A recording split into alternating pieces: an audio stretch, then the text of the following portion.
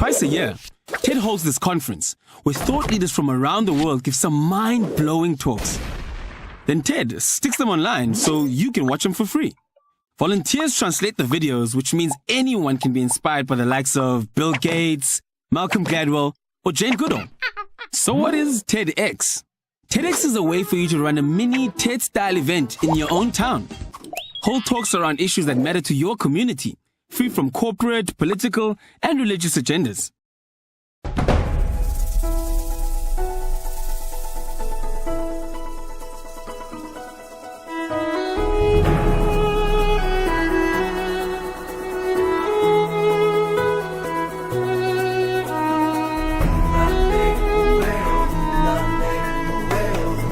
We're standing side by side. What it takes to come alive. The way I'm feeling, I just can't deny. Got to let it go. Found love in a hopeless place.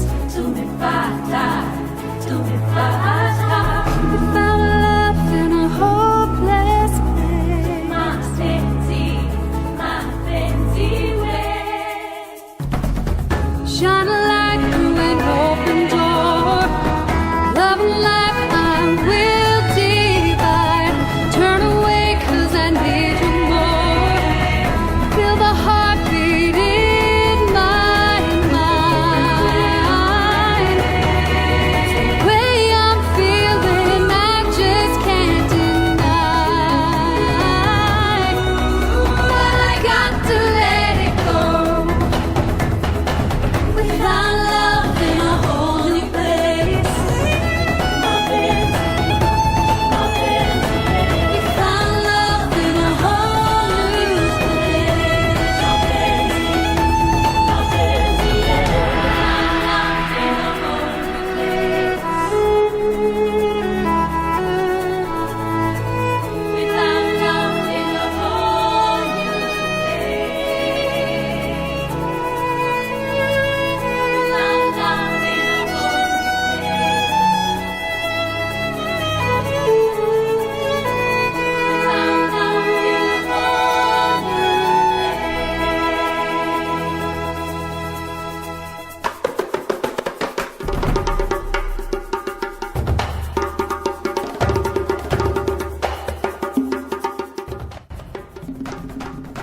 Thank you, Chris. I'm Rod Beckstrom, CEO of ICANN. I've been involved in global warming policy since 1994 when I joined the Board of Environmental Defense Fund that was one of the crafters of the Kyoto Protocol.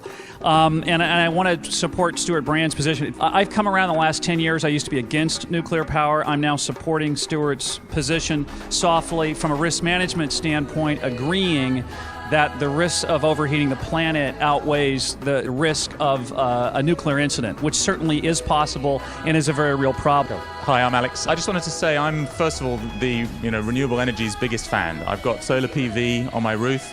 I've got a hydro conversion at a water mill that I own, and I'm very much pro that kind of stuff. However, there's a basic arithmetic problem here. The capability of the sun shining, the wind blowing, and the rain falling simply isn't enough to add up. So if we want to keep the lights on, we actually need a solution which is going to keep generating all of the time. I campaigned against nuclear weapons in the 80s, and I continue to do so now. But we've got an opportunity to recycle them into something more useful that enables us to get energy all of the time. And ultimately, the arithmetic problem isn't going to go away. We're not going to get enough energy from renewables alone. We need a solution that generates all the time. If we want to keep the lights on, nuclear is that solution.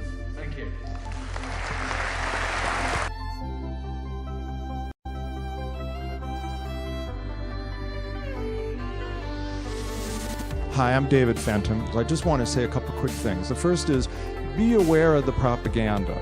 The propaganda from the industry has been very, very strong, and we have not had the other side of the argument fully aired so that people can draw their own conclusions. Be very aware of the propaganda. Secondly, think about this.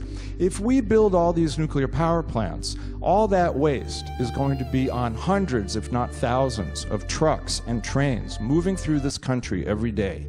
Tell me they're not going to have accidents.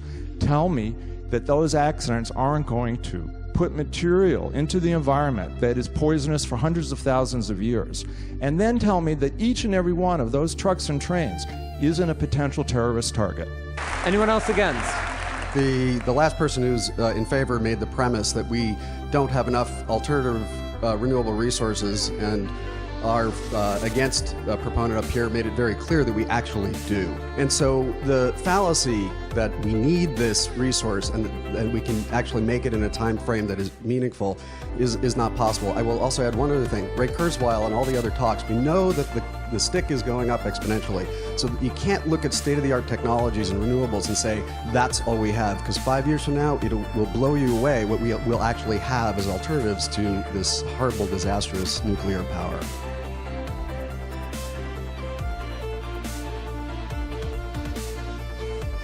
So each of you has really just a couple sentences, 30 seconds each to sum up your final pitch. I loved your it all balances out chart that you had there. It was a sunny day and a windy night.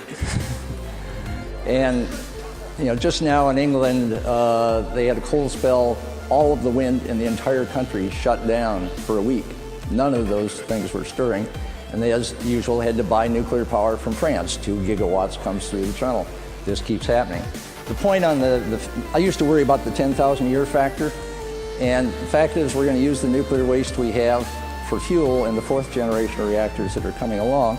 And especially the small reactors need to go forward. I heard from Nathan Myhrvold, and I think here's the action point.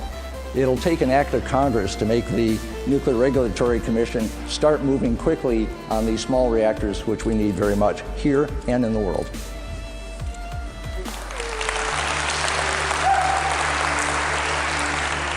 So we've analyzed the hour-by-hour power demand and supply, looking at solar, wind, using data for California, and you can match that demand hour by hour for the whole year almost.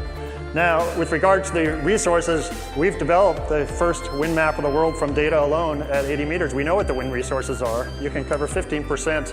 Only 15% of the entire US has wind at fast enough speeds to be cost competitive, and there's much more solar than there is wind. There's plenty of resource. You can make it reliable.